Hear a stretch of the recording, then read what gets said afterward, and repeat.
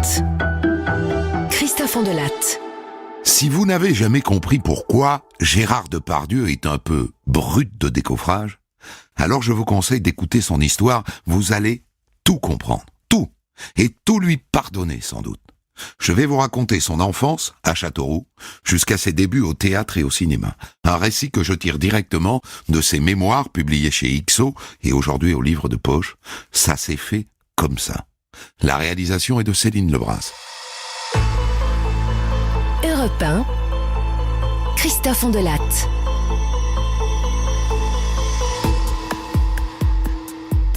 Quand j'avais 2-3 ans, ma mère me disait en me caressant la tête, avec amour, hein, avec amour. On peut dire qu'on a failli te tuer, toi. Oh là là. Dire qu'il devait pas naître celui-là. Heureusement qu'il est venu. Il est bien mignon. Eh ouais. Elle m'a raconté tout ça, la Lilette. Les aiguilles à tricoter, les queues de cerises, tous ces machins. Ce troisième enfant qu'elle ne voulait pas, c'est moi, Gérard. Une fois que les contractions sont venues, et puis que je suis sorti, il n'y avait plus de rancune.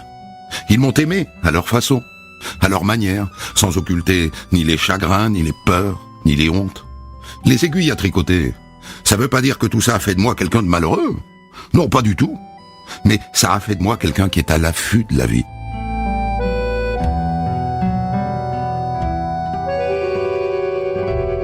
On habitait devant l'école, le quartier de l'Homme-Long, à Châteauroux. À 2 pièces, les uns sur les autres. Une baraque où ça puait, le pauvre. Oh putain que ça puait. On se lavait pas. On se lavait 1 fois par semaine.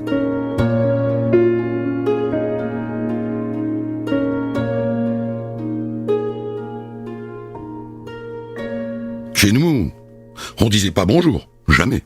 Personne ne disait bonjour à personne.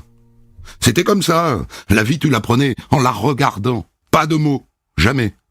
La vie, tu la prenais en voyant dans la cuvette verte le vomi de Dédé, mon père, qui rentrait ivre-mort, quand il n'avait pas vomi dans la rue. Et tu la prenais quand tu voyais ma mère Lilette toujours enceinte, qui se tapait sur le ventre. Tu la prenais par les coups, les cris, les poignées de cheveux.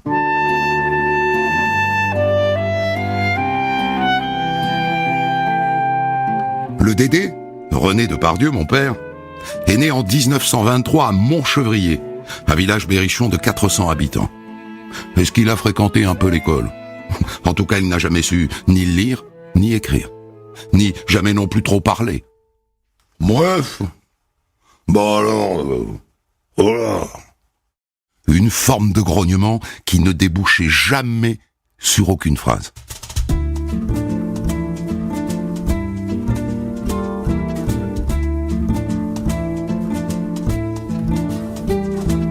Lilette, ma mère, l'image qui me vient, c'est celle d'une vache.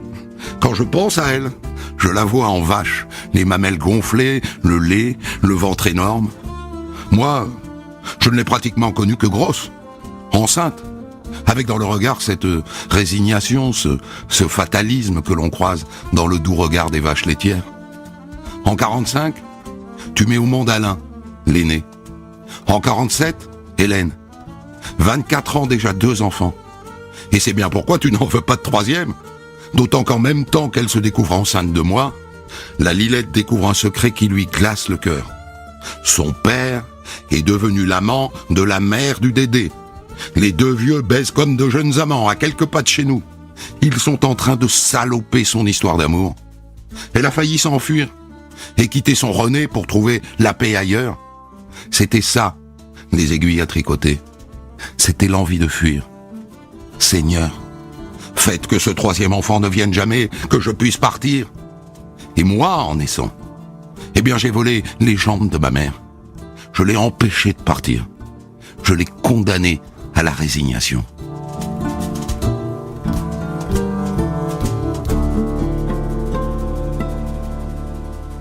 Il faut quand même que je vous dise que pour moi, ma Lilette n'a pas toujours été qu'une vache.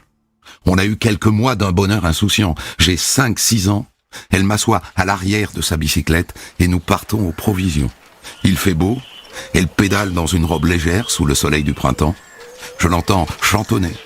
Et à ce moment-là, elle est heureuse de vivre. Et je suis sûr que j'y suis pour quelque chose.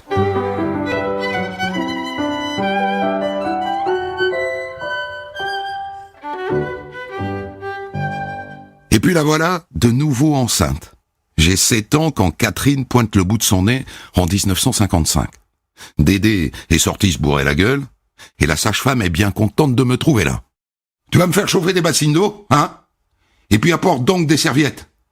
Allez-y, poussez, oui, poussez, poussez. Vas-y maman, pousse, pousse. Quand la tête apparaît, eh bien je fais comme dit la femme. Je tire avec elle. Oh, tu peux y aller, hein? C'est du caoutchouc, n'aie pas peur. Allez, tire, voilà. Ça vient. Regarde si elle est pas belle, ta petite sœur, hein? Et c'est encore moi qui coupe le cordon. Et elle me la fourre dans les bras. Alors, pour la faire respirer, tu la bascules. Voilà. Mais non, pas comme ça, regarde, voilà. Bah comme ça, tu sauras faire la prochaine fois. Et puis, le liquide qui descend. Du sang, beaucoup de sang. Un truc jaunâtre, une espèce de peau. Bon, tout ça, on n'a pas trop besoin, hein. Alors tu récupères tout dans la bassine et puis tu vas jeter dans les toilettes. Tu vois, c'est pas bien difficile, hein. C'est comme les bêtes. C'est pas plus compliqué.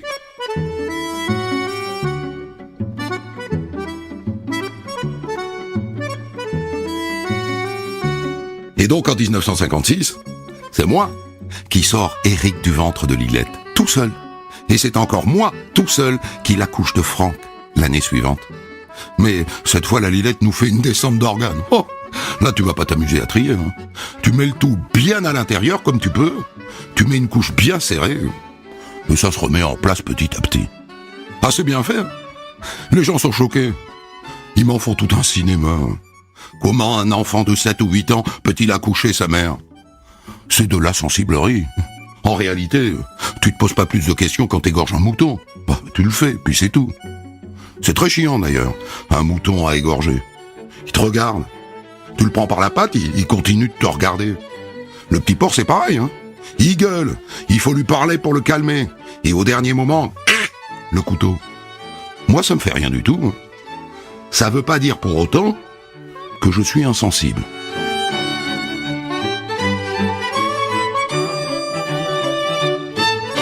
Pourquoi j'ai quitté l'école?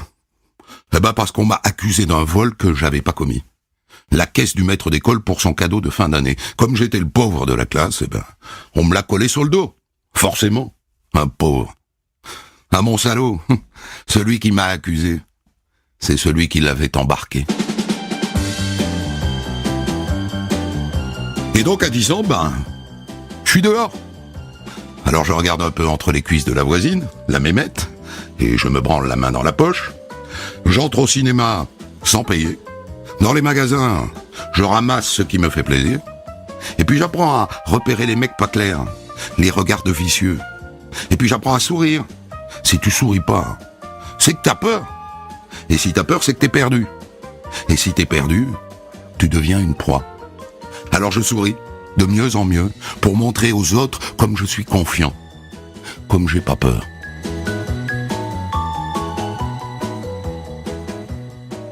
Quand les forains ou les camionneurs avec des gueules de Lino Ventura me disent « Et toi, je pourrais sucer ta bite ?» Ah, je réponds pognon. Je dis mon prix. On dirait que la Lilette m'a vacciné contre la surprise. Si j'ai survécu aux aiguilles à tricoter, de qui est-ce que je pourrais bien avoir peur, hein? De personne. Et surtout pas de moi. J'ai une confiance absolue en moi, en mon destin. C'est le fil tendu de ma vie.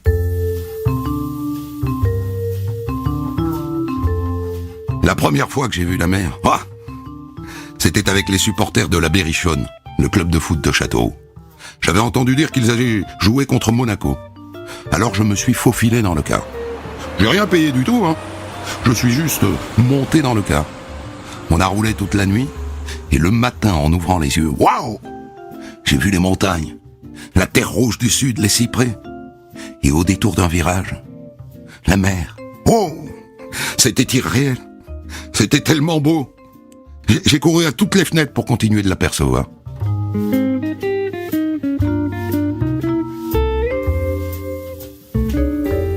Ça m'a porté, ce voyage. Ça m'a porté pendant des mois. Voilà. Je me disais plus tard, je reviendrai. J'achèterai une maison. Je le ferai, hein. Et j'emmènerai toute la famille dans cet air lumineux, sur cette terre rouge et chaude, sous ces pins.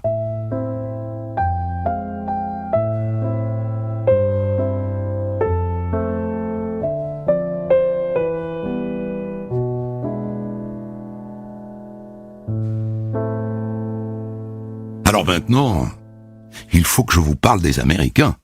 Les Américains de Châteauroux, installés sur la base de l'OTAN, à la Martinerie, depuis 1950. Ils ont été mon autre école. Ils m'ont sorti de la merde, ils m'ont ouvert au monde. Aussi loin que remontent mes souvenirs, ils ont toujours été là. J'ai 7 ans, et je suis fasciné par leurs jeeps, leurs uniformes, leurs chewing-gums, leurs pop-corn, leurs cigarettes, leurs bars, leur musique, et leur rire. Leur rire, surtout. Nous, le petit peuple de Châteauroux, on est gris, on est insignifiant, racorni, triste, à côté de ces géants noirs ou blonds, aux dents blanches, chahuteurs et contents de vivre.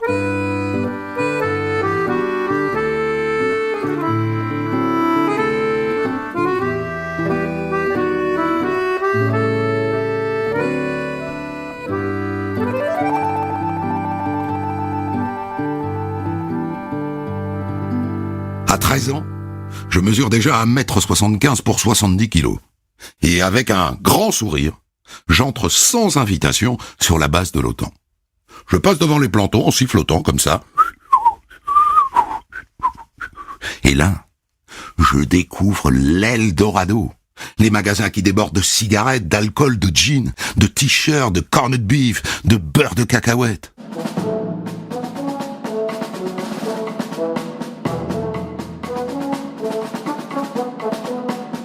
Mon premier pote est un Indien, Red Cloud, nuage rouge.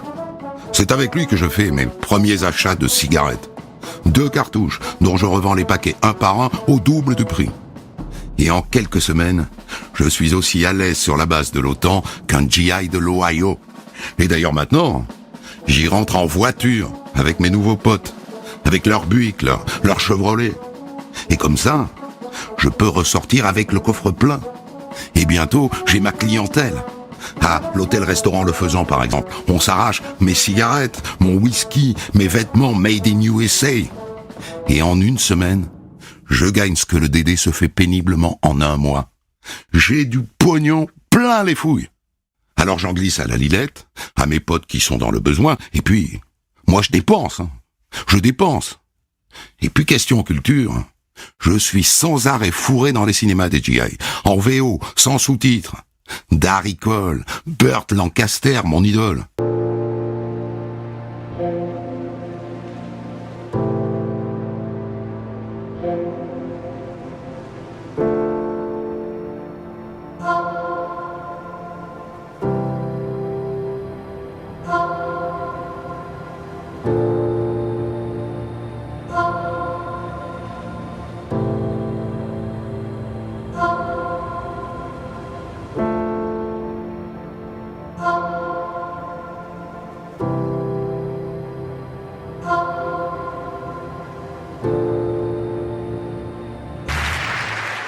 Et puis il y a eu les brossards. Alors là, pourquoi ces bourgeois, cette famille raffinée et cultivée de Châteauroux, m'ouvre-t-elle les portes de son hôtel particulier ? Je n'en sais rien. Je ne leur cache rien. Ni mes parents, ni mes petits trafics, mais ce sont pas des bourgeois comme les autres, vous voyez. Les parents sont artistes, ouverts, curieux, totalement dénués de préjugés. Ce sont des parents, comme j'en ai jamais vu. Amoureux, aimants, respectueux l'un de l'autre, beaux, et curieusement intéressés par le garçon que je suis. Tu resteras bien dîner, Gérard ? Chez eux, on prend les repas en famille. On ne s'aboie pas à la figure comme chez nous. On se parle, on s'écoute. Et c'est touchant, la façon dont ces gens m'adoptent. Pas un mot pour me juger. Et au moment de me dire au revoir, « Reviens quand tu veux, hein, Gérard. Tu seras toujours le bienvenu. »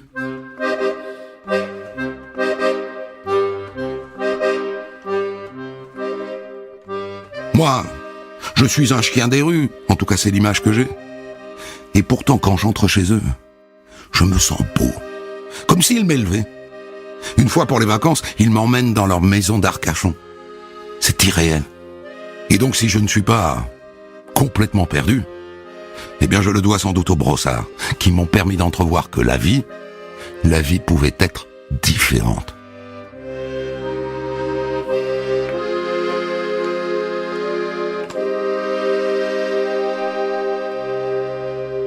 Mes petits trafics ne pouvaient pas durer des années. Le début de ma chute, c'est un mec qui me balance après s'être fait serrer par les douanes, avec le coffre plein de cigarettes américaines, de fringues et de whisky. D'où ça sort tout ça? C'est Depardieu qui me l'a filé. Les gendarmes me ramassent, et pour la première fois, j'entends la litanie de toutes les bagarres et des petites escroqueries dans lesquelles on m'a pris la main dans le sac. Ça fait beaucoup pour un petit gars de 16 ans seulement, tu crois pas, Depardieu? Je suis d'accord. Mais pour le trafic de cigarettes américaines, c'est pas moi. Je n'aurais jamais trempé là-dedans. Et ma chance, c'est qu'ils ne trouvent rien chez moi. Même pas un mégot de Lucky Strike.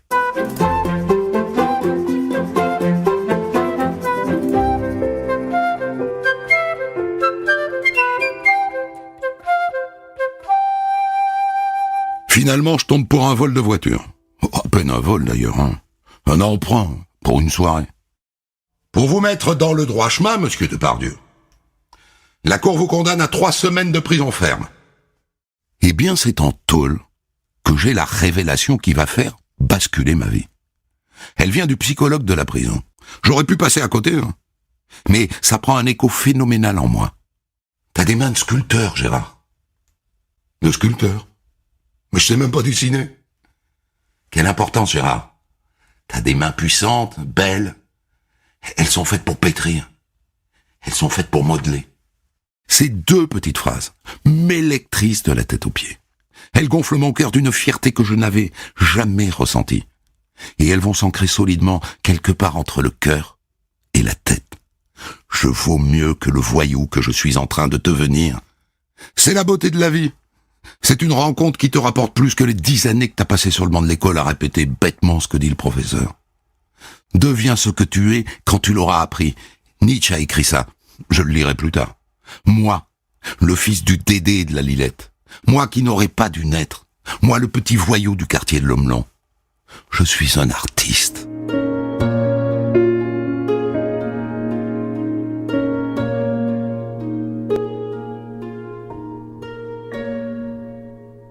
L'homme qui m'a sorti de Châteauroux, quelques mois plus tard, s'appelle Michel Pilorget. Je le rencontre à la gare où je passe une bonne partie de mes journées. Et d'ailleurs, j'ouvre une parenthèse, c'est aussi à la gare que j'ai rencontré Maury. Maury, c'est un type qui dépouille les morts. Il suit les enterrements des familles bourgeoises de Châteauroux. La nuit suivante, avant que la pierre soit posée, il va au cimetière, il déterre le cercueil, il soulève le couvercle, et il embarque tout ce qu'on a laissé de précieux sur le macabé. Les bagues, les broches, les souliers. De temps en temps, je lui donne un coup de main. Bref, tout ça pour dire que c'est aussi à la gare que je rencontre ce Michel Pilorget, qui doit avoir dans les 17 ans et moi 14. C'est un fils de médecin qui veut faire du théâtre.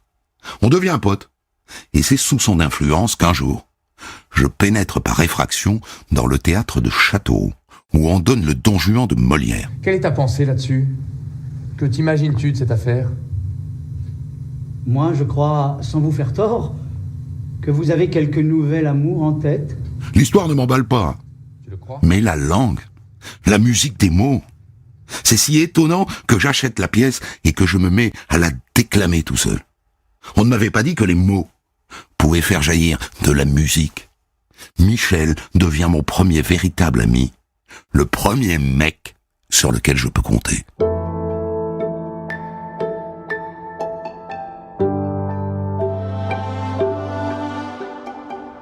À la fin de l'été 1965, je le croise à nouveau devant la gare, par hasard. Je pars pour Paris, Gérard. Je vais apprendre le théâtre. Tu sais bien depuis le temps qu'on en parle. Tire pas la tête, je reviendrai. Pourquoi tu m'accompagnerais pas? Je vais loger chez mon frère. On pourrait t'héberger. Et puis c'est l'heure du train et il s'en va. Mais ce qu'il m'a dit se construit petit à petit dans le bordel de ma tête. Monter à Paris. Loger chez lui. Ça serait une bonne sortie, non? Pour moi qui suis spécialiste des sorties de secours. Et pas seulement dans les cinémas. Ma décision est prise. J'enfonce mes 3 chemises et mes 2 jeans dans un sac. J'embrasse le Dédé qui est encore bourré et la Lilette qui verse une larme. Et je saute dans le premier train pour Paris, sans avoir évidemment de quoi payer le billet.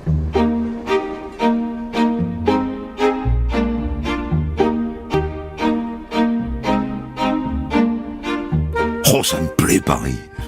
Ça m'enthousiasme, ça m'emporte. Au début, je glande du matin au soir, j'entre ici et là, je me fais des potes dans des bars de la montagne Sainte-Geneviève. Et puis un jour, Michel me propose de l'accompagner à l'école de théâtre où il suit des cours, au TNP. Et pourquoi pas? Et je passe 2-3 jours assis à côté de lui, sans rien comprendre de ce qui se dit sur scène. Rien. Les élèves jouent des extraits de pièces dont je ne connais même pas le titre. Mais il y a toujours la musique des mots. C'est étrange, hein. J'arrive de Montberry. J'ai ma gueule de bûcheron, mon nez de boxeur, mes cheveux longs. Je fais peur aux vieilles dames à la tombée du jour, mais la musique de Racine me bouleverse.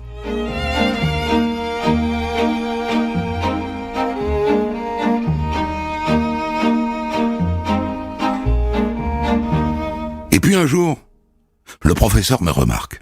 « Dis donc toi, je ne t'ai pas encore entendu. Viens nous voir par là.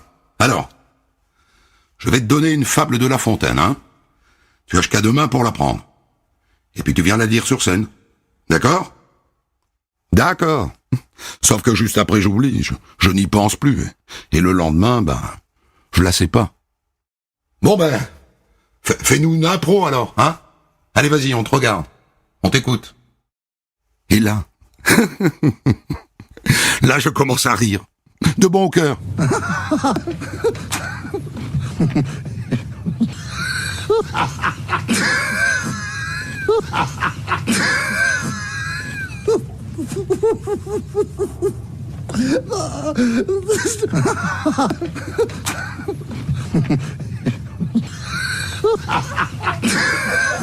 Les autres sont pliés en 4. Formidable! Formidable!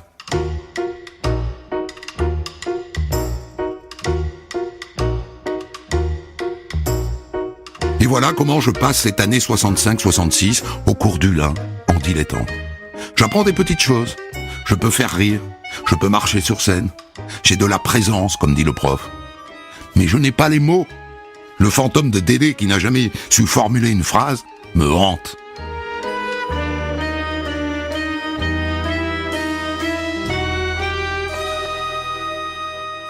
À cette époque-là, on me trouve tous les soirs au Polytech, sur la montagne Sainte-Geneviève, derrière le Panthéon, où je croise Coluche, qui est encore maigre comme un clou, et Lavilliers avec sa guitare. Mais ce sont pas eux, mes potes. Mes potes, ce sont les travelots. En particulier Paulette. Paulette, elle a fait Dien Bien Phu dans la Légion. Elle a un manteau léopard, une choucroute blonde sur la tête, des talons hauts, et elle me susurre à l'oreille. « T'en fais pas, mon poulet. Un jour, je t'aurai. »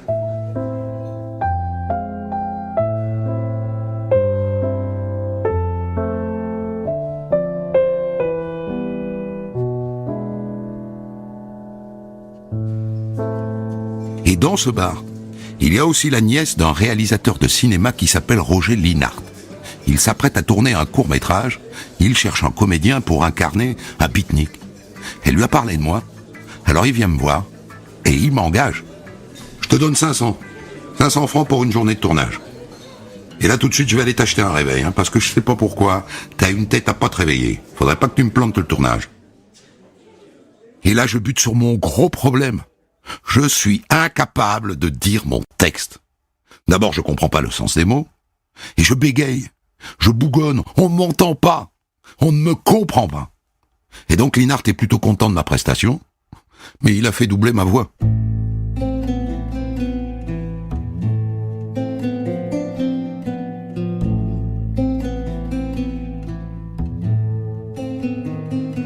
À la rentrée 1966, Michel quitte le cours du Lin pour un autre cours.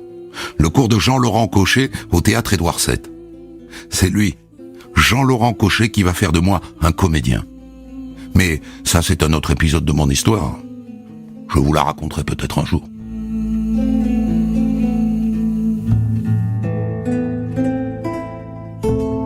J'ai tiré ce récit des mémoires de Gérard Depardieu, publié chez XO et aujourd'hui au livre de poche. Ça s'est fait comme ça. Des centaines d'histoires disponibles sur vos plateformes d'écoute et sur europe1.fr.